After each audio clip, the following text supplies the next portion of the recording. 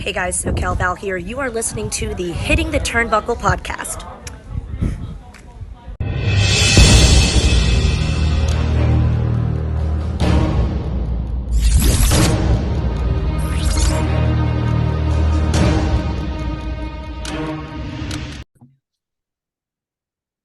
Welcome, everybody, back to the Hitting the Turnbuckle podcast. This is our top 10 show. It's been a few weeks since we've done one of these, so here we are again with another top 10. Today is the greatest Intercontinental champions of all time. I'm your host, Andy Burrows, and as you can see or hear, I'm joined by my illustrious tag team partner, Mr. Adam Cousins. Adam, happy Friday, sir. How are you? Happy Friday. Oh, I'm absolutely ecstatic to be at Friday. It's not like I've done everything all week. Yeah. How's your week been, mate? Yeah, it's been great. Back to work, amazingly enough. But I'm looking forward to this one because my list could raise a few eyebrows. Mine's pretty interesting. It took me a while to do this one, and I've done a fair bit of research on this and looked into a few different things. And like we always say about these lists, they're very subjective to the time you watched wrestling and stuff like that. But the Intercontinental title was first around in 1979. The Hall of Famer, Pat Patterson, bringing it to our attention. It's had 89 different champions. Chris Jericho holds the most reigns with 9, and Gunther holds the longest reigning ever Intercontinental champion, beating Honky Tonk Man little over a month ago in WWE.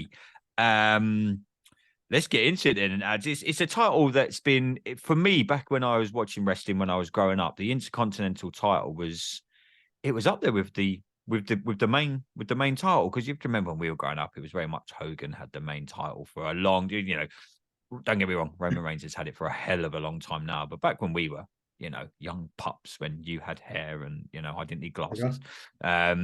It was Hogan, it was Warrior, it was very much that era. So the IC title was very much, and it got called this later on in its life, was the working man's title. And it kind of, if they put the IC strap on you back in the day, they kind of had plans for you to go further. Do you still think that's kind of how we are now? Gunther's kind of put some relevancy back into the IC title. The Miz really did. He put some relevancy back into the title not so long ago. It had a little dip where it got slung around like Katie Price at the Christmas party. It's been a while since I've done a Katie Price reference. How are we with the IC title now? Is it has Gunther brought it back to being more relevant? Because it did kind of slip. Now they had some stupid designs for a few years. It kind of slipped back down. But before we get into our top 10, mate, how do you see the IC Championship fitting into the current WWE? Now it is relevant now. It wasn't. You're right. It did get, as you rightly mentioned, thrown around a lot during the time. But yeah, nowadays it's a lot better. Yeah, when we were growing up, it was, as you say, it was that proving ground for, you get that, you run with it, and if you do well, the next stage. And then a lot of people on this list, or my list, fit that mold where they went up and done the next big thing. I mean, I've got an interesting honourable mention list as well, to be fair. But my honourable mentions are somewhat interesting. They probably will be in people's top 10s. But if you look at, like, saying the IC title getting flung about here, while I was researching into the show today, if you look back in 1999, there was 11 IC champions. In 2000, there was 12. 99, you had Val Venus, Road Dogg, Goldust, Godfather, Double J, Edge, Double J, D-Lo, Double J, and China in 1 year. So it was very much the title that didn't. If you were going for the IC title at a pay-per-view, you're probably going to win in 99, 2000. But let's get into the then, ads, mate. Let's go. Who have you got in at number 10? The second longest reigning Intercontinental champion now of all time, Honky Tonk Man. I mean, he was the one that, one of the ones that when he won that title gave it the legitimacy, held it long enough. He didn't go on to win the World Championship after. And if you listen to his interviews, he'll probably tell you why, or why he thinks he didn't go on. But for me, Honky Tonk Man is at number 10, quite low down the list, really. But some of the names above it, people will hopefully understand rationale. Do you remember how Honky Tonk lost his IC in about title? 10 seconds. In about 10 seconds at SummerSlam to the Ultimate Warrior? Yep.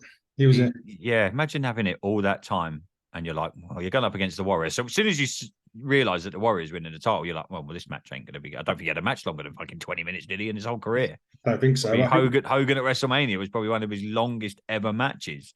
But yeah, obviously the Warrior winning the title in '88 and taking it off the longest reigning then Intercontinental champion. Honky Tonk Man must have been fucking devastated. He was on his way out, apparently, at that moment. I've listened to his interviews. He was on his way out at the time, so he wanted to do the right thing, I suppose. Whether he thought Warrior was the right person is another kettle of fish. I mean, WWE tried it a few times with Warrior, with the IC title, with the World, the heavyweight title. You need to put various belts in him. But no, good start, mate. Yeah, the Honky Tonk Man is very underrated in wrestling terms. I know we spoke about underrated wrestlers in the past and things like that. Honky Tonk Man, for me, were you surprised that he never went on to, before he handed and coming to the end of his career, were you surprised the Honky Tonk Man never went on to? He's one of them. He's in the category with Bulldog, Rick Rude, Rowdy Roddy Piper, Jake the Snake Roberts. Never went on to be a world champion.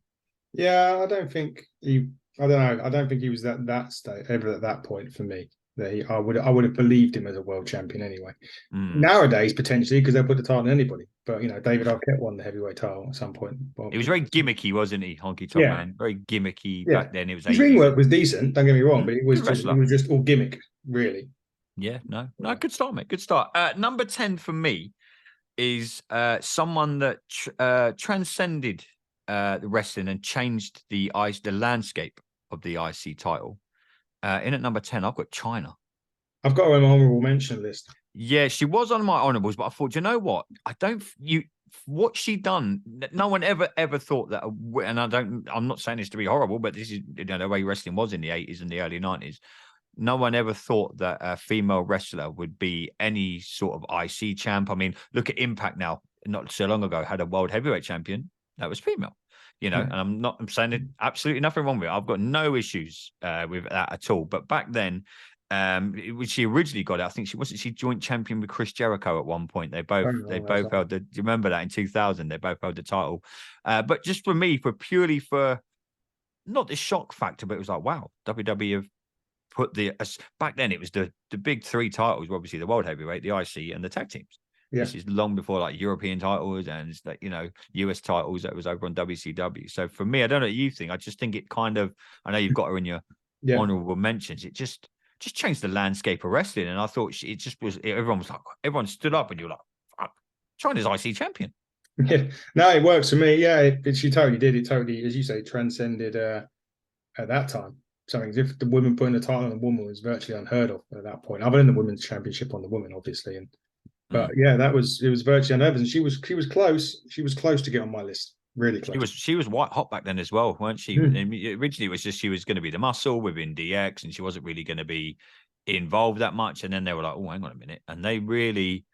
It's a shame the way her career ended, but I think she was a good IC champ. She had that little feud with Jeff Jarrett, and it was really good. And I think she proved that not just the men that can win the title. So yeah, I've gone for China at number 10. Cool. Who have you got at number 9? Kurt Hennig, Mr. Perfect. 9? Yeah, 9. I know. 9? Yes, 9. You may be up higher than other people. Well, Dave was off today. Well, he is. But number 9. He was great. Again, sometimes you've got to look at it. We said it before. The Intercontinental title generally was a world championship. You're going to be the world champion.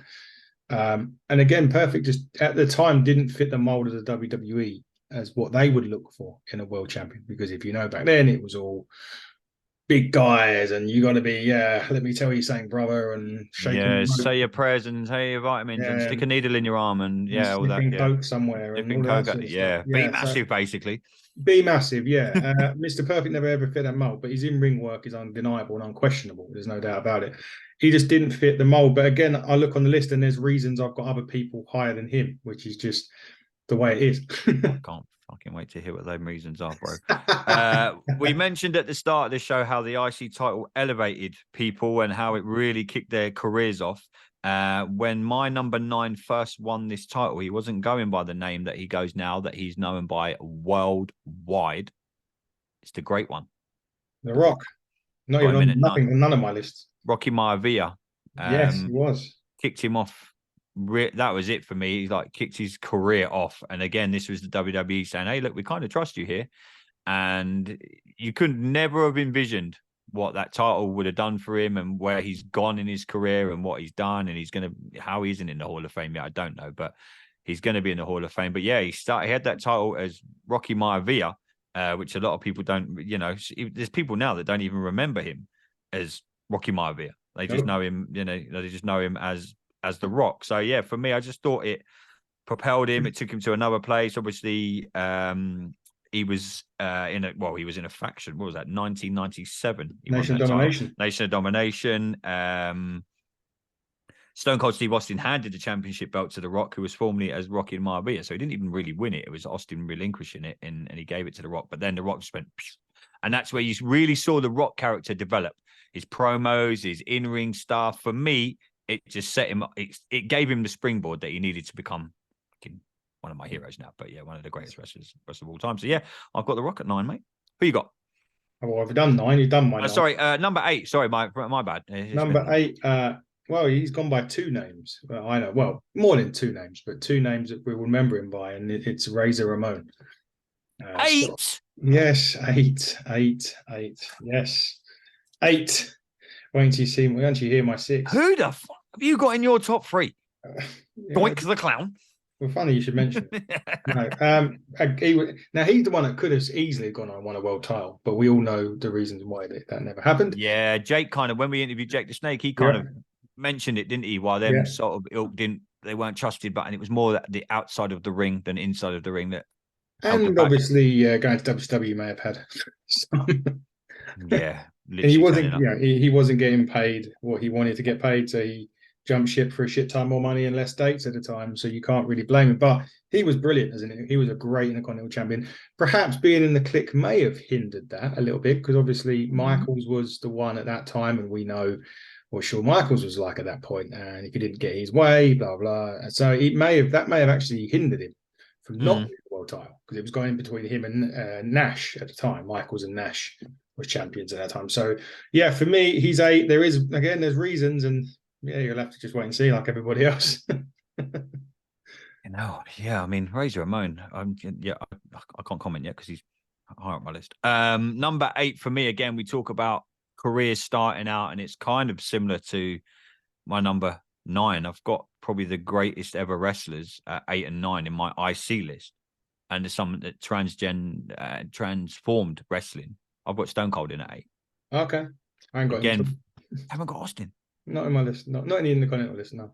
Just, mate, that run he had with the IC title was incredible. Had some great matches. Had some really good matches with The Rock, with Owen Hart. He had a good feud with him. I just thought, again, it just propelled Austin, and it was the start of something. That whole Attitude Era was really kicking into gear there, and it was WWE kind of testing the waters with like The Rock, with Austin.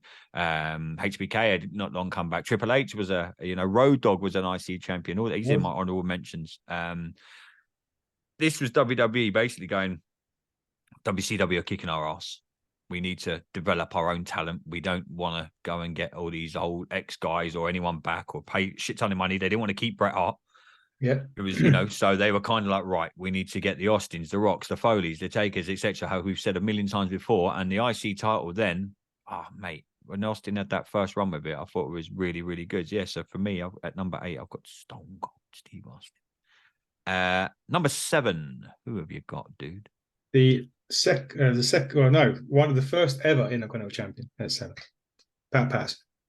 Okay, yeah, he's in my honourable mentions. Yeah, he got it. I had to put him in there because he was my number 1. He was the first ever champion. So for that reason, really, that is it. Because I don't really know too much about Pat Patterson, because it was, pretty much a little bit before our time before we got in there. If it wasn't for him, we wouldn't have the Royal Rumble. Exactly. Yeah, creative genius, Pat Patterson. There's a few documentaries around about him on YouTube and stuff like him. His mind for the business. Again, a lot of issues outside the ring and stuff like that. Again, but what he's done for wrestling, and yeah, we wouldn't have half the things we have now if it wasn't for him. He played an editorial part in NXT being set up. He was very heavily involved in that with Dusty Rhodes. Obviously, Royal Rumble, the Intercontinental Champion. Yeah, so no, that's a good shout, mate. That's a good shout. My 7 is one he's had the most reigns as IC title. Mentioned him in at the start of the show. A certain Mr. Chris Jericho. And he's up my list a bit higher than, yeah. Yeah, but you've got bloody Razor Ramon, and you know what I mean. Come on. Yeah, Jericho for me. Great run. Really, that's when the IC title. You're like, hello, this is, and he was still relatively newish to WWF when he first. Bear in mind, he come over from WCW. They didn't really know how to use him. And WWE were like, or WWF back then were like, hang on, we know how to use you. We'll put the IC title on you. And they had a really cool belt. What's your favorite belt they had as the IC title?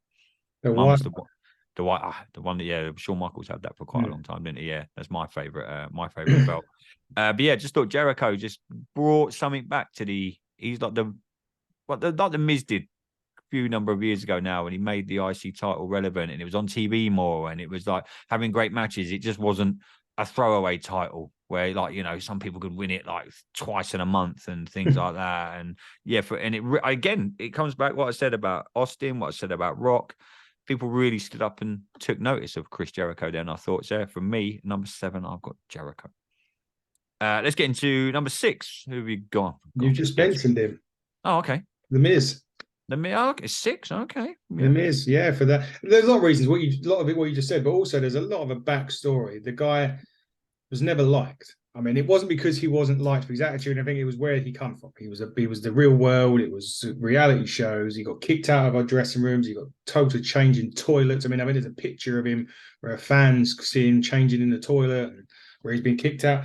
And that was him proving that he could hang with everyone. His matches were never the quality of like a Van Damme or a Jeff Hardy or Shawn Michaels, but as you said, A, added relevancy to the title, and B, it was him and his hard work that catapulted him to that success and the success. I mean, 2-time world champion, you don't kind of blink and you miss them sort of range, but he headlined a WrestleMania, beat John Cena at WrestleMania. So from there, that's why he's 6 on my list.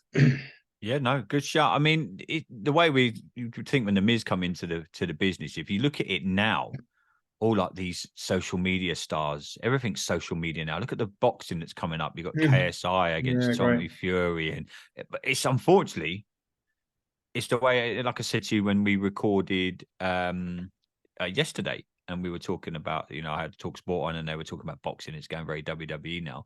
The Miz come into wrestling when it was frowned upon. Now, I think it's more accepted. If it's like a social media, Jake Paul, Logan Paul getting involved in all sorts. Yeah, exactly. Them two are in boxing. They're in wrestling. Apparently, they're both going to be at WrestleMania this year, from what I'm hearing. Yeah, exactly. Right. But that's the way. If you look at last year's WrestleMania, KSI was dressed up as a bottle of Prime, and yeah, that's the way the world's going now. But when Miz first come in, he was very much like, where the fuck have you come from? He's on reality TV, and wrestlers back then, it was very old school. And I kind of think that's gone out of the business now.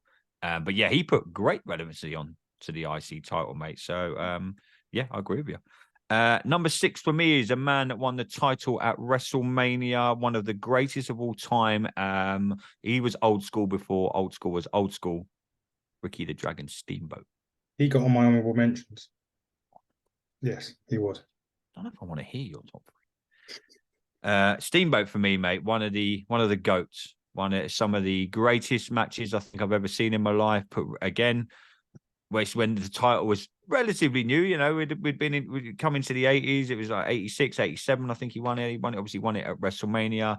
Had some tremendous matches. You go back and watch him versus like Flair versus Randy Savage versus Piper, all for the IC title. Some of the best matches. People probably listening to this thinking, I've never heard of any of these. Go and watch the WWE Network and just watch some of Steamboat's matches. If you think some of the things that go on now are great, I think Ricky the Dragon Steamboat has done more for the wrestling industry back in the day than, wow, mate. I don't think he had a bad match, did he? Not that I can recall. No, we're old. Come on, we watched them all. But yeah, for me, Steamboat, mate, number 6. So let's get into a few honourable mentions then before we break into the top 5. Who have you've mentioned a few there, but any other honourable mentions you want to shout out? Tito Santana. Don Muraco had the title 541 days over 2 reigns. More recent, Roddy Piper. Oh yes. The only reason why I didn't put him in there was because he's in my mentions. I didn't think the title. I think the title didn't need him. No, sorry, he didn't need a title. The title needed him more so. Yeah. With Piper, Jeff Hardy, Dolph Ziggler was in my honorable mentions. RVD, Edge, Owen Hart.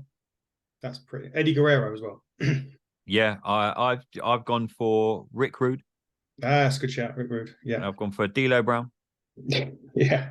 Had many runs with the IC title, Yeah. and just because of, I'll never forget it. It's one of the greatest days ever. I was 12 years old.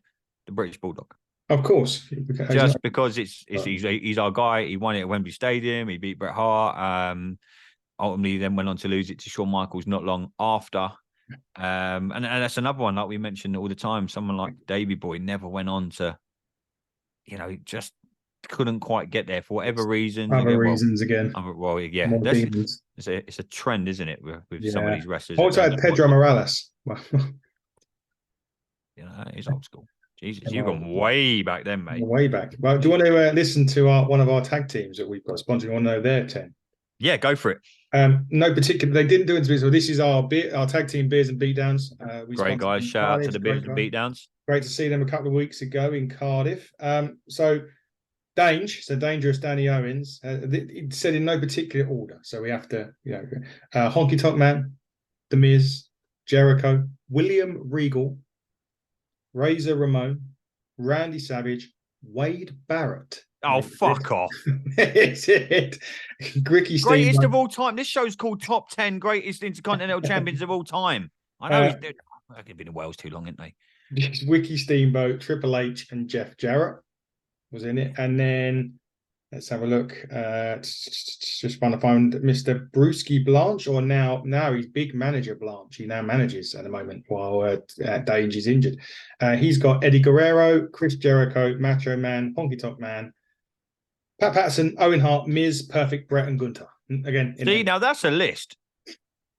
That's a list. Fucking Wade Barrett. Well, everyone each to their own, I suppose. But I'd like to be interested why the reasons for Wade Barrett are in. That would be interesting. Don't get me wrong, I love Wade. I think he's fucking brilliant. But this is called all time ever since 1979, since this title's been around.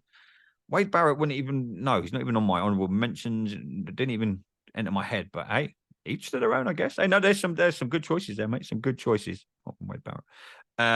Let's get into our top 5 then, dude. Who have you got at 5? Shawn Michaels. Oh, same as me. Same as you. There you go. There you go. We can agree on one. We can agree on one of them. Yeah, well, I mean, nothing really much has to be said at that point other than Shawn Michaels, really. Yeah. Was it? No, it wasn't that title he lost his smile at. He gave up the WWE. That was the World Heavyweight title. Yeah, that's it. That was on Raw, wasn't it? Yeah. It was. Yeah. Yes. He needed to shave. But, mate, yeah. For reasons I'm going to get into later, he had one of the best ever Intercontinental title matches at a certain WrestleMania involving a certain someone with a ladder. I'll get into that later. So I've got 5. I've got HBK as well. Pretty much same reasons as you, mate. One of the greatest of all. He could have been higher on my list. At number 4, I've gone for The Miz. Oh, okay, so you 6 on my 4. I've gone for Bret Hart. Bret Hart at 4. Okay. Yeah, I've just gone for The Miz because I just thought that run he had, I was like, oh, hello, the Intercontinental title does mean something to people. And every promo he cut about the IC title, you could tell that it really meant something to him, and he was glad to have it, and he was glad to kind of bring it back. And it was kind of his way, like you said earlier, of sticking 2 fingers up to everyone that said, you can't wrestle, you shouldn't be here, you're a reality TV star. The run that The Miz had, for me, was really, really good and made everyone stand up and go, oh, the IC title actually is fucking half decent again. So yeah, kudos to The Miz because he proved everyone wrong. And to be fair, he still is. He's still fucking, he's brilliant. So 4 is The Miz, and number 4 for you was Bret Hart. Yeah, Bret Hart. Yeah, another one that actually made the Intercontinental title mean something as well as elevated his own career because he went on to win multiple World Heavyweight Championships and then got screwed and then went WCW and then we all know what happened. Yeah, let's not talk about that. Okay, let's get into our top 3 then, dude. Who have you got as the 3rd greatest Intercontinental champion of all time? Macho Man Randy Savage. Good shout, my man. What a great! I mean, he's you put him in the ring with a broomstick, really. And I don't recall him winning the WWE title, well, WWF Heavyweight title anyway. I'm not sure. Did he? He had it for, I want to say, about a week. Oh, okay. Didn't he beat Hogan for it? SummerSlam. Maybe. I don't recall it, so I couldn't. But anyway, he was a great Intercontinental champion. These matches were awesome. His promos were great. He was a colourful character anyway. But yeah, I just think he's one of the greatest because He had the WWE title at SummerSlam '92. He went up against the Warrior. I was there. I knew my brain as you were talking. I'm thinking, hang on a minute, am I was there. stupid? We were there. I know you were only 12. Yeah, he had it at SummerSlam '92 at Wembley. I'm sure he went up against the Warrior, didn't he? Yeah, I was 8. Yeah, there you go. Yeah, I was 12. You were 12. There you go. You're older. Yeah, I was 12 when you went. That's the song. No, mate, great shout. Randy Savage, again, another one lost on the business far too soon. It'd be great to imagine if he was, we said this a lot on this top 10 shows, that, imagine if the Eddie Guerreros and the Randy Savages were still around now with their minds. Do you think they'd still be involved in wrestling somehow? Definitely. Eddie, yes. Not sure about Savage. And that's not because he wasn't good enough. I just don't know. Just a Guerrero name and wrestling, just night and day. Dominic. He'd probably do the whole Dada thing again. Be quality. Imagine him involved in the Judgment Day storyline. Yeah. Oh, dude, it'd be fucking incredible. He'd probably be the leader of it. In some show, shape, or form. Yeah, it would be. Number 3 for moi is Mr. Perfect. One of my such an underrated character, I'd say. Got pushed to a certain level in WWE, and then the brakes always seem to get pumped a little bit with him. Yeah, he reached that ceiling, and in my opinion, he could have gone on. If you look at some of the champions we've had since then, and you are right, back then it was a different, wrestling was very different. Vince McMahon liked his Hogans, his Warriors, the big old jacked up dudes, and Mr. Perfect, Kurt Hennig, was a wrestler. If you think of dream matches that, I'd love to have seen Mr. Perfect versus Kurt Angle, things like that. He was just one of the best for me, and it could have easily been a bit higher, but my top 2 are very, very hard for me. Just from my fan sort of view. I mean, I haven't even got Randy Savage in my top 10. Honorable mention, incredible. But for me, just from a personal standpoint, yeah, I thought Mr. Perfect, with the Bobby Heenan and everything like that, do you think that kind of era were trying to move on from the 80s kind of thing with your Hogans and your very squash matches, and Perfect and Rick Rude and that ilk? They kind of tried to, it was Attitude Era before it was Attitude, if you get what I mean. Yeah, no, I totally agree with that. Definitely. Yeah. Okay, then this is going to be interesting. Sweet Jesus, I'm scared to ask. Who have you got at number 2? You've already mentioned him earlier on. I said he was high on my list. It was Chris Jericho. Okay, number 2. Yeah. The amount of reigns that he had, but he was the one that kind of broke a mold before the mold was broken by Rey Mysterio. Really, Chris Jericho had already won multiple titles at that point. He was the first ever undisputed champion, and I think he was 6 or 7 time Intercontinental champion. I can't remember off the top of my head, but each and every reign that he had was decent. The matches were good as well. He always put in a great match. I mean, then if you look at it, wasn't particularly difficult. I mean, you look back then, Kurt Angle, Benoit, Van Dam, Hardy, Edge. So the people that he could go in against for the Intercontinental title were such a great ilk anyway. But he was just a great 6, 7 time champion, and he went on to do bigger and better things after. Benoit's someone we haven't mentioned. I don't want to. I'm talking purely wrestling now, but I see, could snuck into the honourable mentions. Was a very good IC champion. Number 2 for me, someone that had the first ever WWF ladder match. Someone that had one of the greatest ladder matches of all time. Someone that had one of the greatest IC runs of all time. Someone that was very, very, very, very underrated as a wrestler. It's the Bad Guy. Don't forget, Bret Hart and Shawn Michaels actually had the first ladder match. Oh, sorry, WrestleMania ladder match. Shawn and Ramon was the first televised ladder match. Yeah, televised WrestleMania 10, if I'm right. The night that Bret won. Bret lost to Owen and then beat Yoko for the title. Put the sharpshooter on Yokozuna somehow. Yeah. Incredible. Razor, mate. That if you haven't watched the match at WrestleMania 10, it's probably still now my favourite ladder match of all time. Considering how many there's been, and that was the first quote unquote, like you say, televised. I thought that was incredible. And obviously you had Shawn knocked up on the ropes, and back then it was very, oh my God, unheard of. The kind of, this is long before Hell in a Cell, and it was very much, they had the old school blue cage matches, and that was it. And WWE had never ventured into ladder match. And I know you talked to Fiona a lot about NWA. They had done a lot back in the day, but WWF they've never ventured down that route for whatever reason. For me, that's a match I still remember now, and every now and then if I'm bored or saying I want to watch a match. So for me, number 2, the Bad Guy, Razor. remote. Okay. I'm glad I'm sitting down. Number 1, greatest Intercontinental champion of all time, Mr. Cousins. Who have you got, pray tell, and why? The ring general. Going. Gunter. No. Yes. All time? Yeah, I think he is. I look at it on a lot of things. Believability. Is he a believable champion? Yes. Matches. I could reel off a load of great Gunter in the Continental title matches. So, I know it helps with the person he's in the ring with, but there's that to it. There's also, does he fit the world championship material? Yes, he does. And he's also now the longest reigning Intercontinental champion of all time. So for me, I know it may not be forever, or it may be forever now, but that is why. This is WWE, mate. Yeah, this is he WWE. He could have it this time next year. He could do. But for me, I don't think I don't think if you put him in the ring against any one of them people that we've mentioned already, I don't think he loses. Sorry. I know that's going to be controversial, I know, but I don't think he loses against any of them. I can't. Mr. Perfect, Ricky the Dragon Steamboat. No, they're good technically, but Gunter's power would be over too much. Okay. I know we're talking about big guys, and there was me not liking about the big guy thing, but there's a difference with Gunter because he has. Yeah, he's not 80s big guy WWF, is he? WWE now. He's not, Hulk Hogan back in when and the King Kong Bundys and then God knows who else that you had to be either really like not obese, but you had to be like that kind of to get Vince McMahon's eye was very much you've got to be a big dude, otherwise you're not going over, or you can you'll be mid card kind of thing. Yeah. No, fair play, mate. I mean, he's done he's done absolutely. I don't think I've ever seen a bad. I've never watched one of his matches and thought this is boring. If you look at the stuff he done at NXT as well, before that was absolutely. Look at the stuff he done at NXT UK. And if you ever seen the match with Will Ospreay, if you ever see 5 years ago today, he had a match with Will Ospreay. Incredible. He's destined for how long do you reckon it'll be till he's World Heavyweight Champion? Oh, until he's World Heavyweight Champion, he'll probably win the Rumble. Going to win in the Rumble, yeah. He'll win the Rumble and challenge whom? Oh, it'll be the Raw. It won't be Roman or whoever the champion is at that point. It would be Roman who the champion is, but he'll go after the Raw Championship, whoever that would be.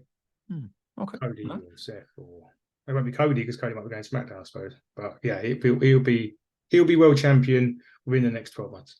Absolutely, without a doubt. He'll have to lose in the Continental Championship, obviously, but he'll. Does he?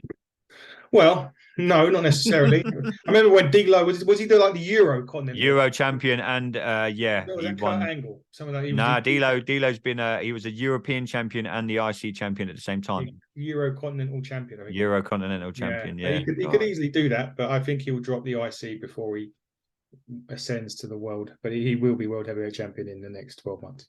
Okay. No, fair dues, mate. Sure list. Number 1 for me. Best there is, best there was, ever will be. He done more for the IC title than anyone, in my opinion. Not just himself, like you said earlier, about Gunter, he's elevating his career. Bret Hart not only elevated his, some of the matches that he had with that IC title were absolutely some of the greatest wrestling matches you'll ever see. Some of the matches that he had with Piper, Savage, etc., were absolutely incredible. His own brother were incredible. I think it elevated him, and I think WWE knew straight away. WWF back then knew straight away this is a guy we're going to strap to and we're going to send him to the moon, because it was just the IC run that he had was absolutely incredible, and it was at a time when I think WWF needed it, and it elevated him to a status that eventually got him to carry the strap, carry the company, and then, like you say, we all know it led to he went to WCW and never was quite the same again. But for me, mate. Yeah, Bret Hart is my number 1 Intercontinental champion of all time. Got Santino Marella. How many coffees you had today? 4. Okay, 4. Bloody hell. Okay, well, I've just had 1 can of Red Bull for me. I had that. I decaf coffee though. DK, I'm glad to hear it. But no, yeah, mate, really good list. Thanks to Beers and Beatdowns for getting in touch with their top 10. I know we did put it out a little bit late, so my good friend Keith said, "Hi, Andy, I need time to prep for this." So the next list that we do, I'll make sure everyone gets in. Well, just think, we can now technically do the best world heavyweight champions of all time, the best tag champions of all time, the best United States champions of all time, the X Division championship of all time, the WCW titles because of all time. So we've now opened up because those top 10 best wrestlers of all time doesn't necessarily make the best champions of all time. No, I mean, I'm just if you go through like the IC people, you've got people like in here, like you've got the Texas Tornado, Cody Rhodes, Texas Tornado, the Mounties in there. Remember, yeah, you know what I mean? Diesel. It's been vacated quite a lot of times, just scrolling through here. Dean Douglas, Goldust, Ahmed Johnson was Intercontinental. He won it. He won it at the King of the Ring in 1996. Mark Merrow, Hunter Hearst Helmsley, Owen Hart. You know, it's so many names that you can go through here. Road Dogg. In the 90s, it was very much Val Venus, Road Dogg, Goldust, Godfather, Jeff Jarrett, Edge, D'Lo Brown, Edge. Very much them. Okay, yeah, it's kind of like we want you to go further, but we need you to have the Intercontinental title for the 10th time again. Kurt Angle had it for a hell of a long. He had some good runs of it. Just going. Rikishi was Intercontinental champion. He won it on a SmackDown June the 20th, 2000. My birthday. Yep. So there you go. You and Rikishi have got something in common. Like you say, Eddie Guerrero, Billy Gunn. Kane had it. May the 20th, 2001. He won it at Judgment Day. Albert had it June the 26th, June the 26th, 2001 at SmackDown. Kane held it for 5 days. Oh no, he held it for about a month. Yeah. Lance Storm, Christian Test was IC champion 2001. Won it on Raw. Like you say, William Regal, Rob Van Dam. Someone we didn't mention. Yeah. Won it at WrestleMania, March 17th, 2002. Like you say, Eddie Guerrero, the list just goes on and on. Like you say, if anyone wants to still get in touch, though, let us know your top 10. You can reach out to us at HTT Buckle. Adam's got about 1 million of these that he's got ready for us to do. So we'll knock some of these out again. Thank Blanche. He sent me another list for you today as well. What, shopping list? Were you going to Tesco's in a minute? No. Mr. Blanche, he sent me a few others I hadn't thought of yet. Go on. What's he got us to do? I've got to find it now. This was a couple of weeks ago that he said. Oh, okay. I wasn't sure. Blanche, we'll get him on. He can do them with us. He will if he can do it. He will. We'll get him on. Get the old Beers and Beatdowns lads on. They're more than welcome to come and do a top 10 with us. Yeah. Some Christian Booker T was an Intercontinental champion. Randy Orton was an Shelton Benjamin. Someone has just come back. Carlito, June the 20th, 2005, won it on Monday Night Raw. There you go. Your birthday seems to every time your birthday next year when it's next year. IC titles changing names. Ric Flair, Johnny Nitro won it on June the 25th, 2006 at WWE Vengeance. He's got top 10 segments. It's like a Terry's Chocolate Orange. Ooh. Top 10 heel manager combos, top 10 promos. All of them The Rock. Top 10 Rock promos. Face turns, heel turns. Oh, interesting. Segments straight away you just think of Tyson Austin. That made Sky News that night. Yeah, I know. Yeah. Sky News covered that. It was Mike Tyson in a WWF ring. Ring, yeah. Biggest missed opportunities as well was another one. AEW. Oh. Sorry. I nearly went a whole show without saying it. Sorry, Dave. Sorry, Paul. Dear. But no, it's been good to do another top 10, my friend.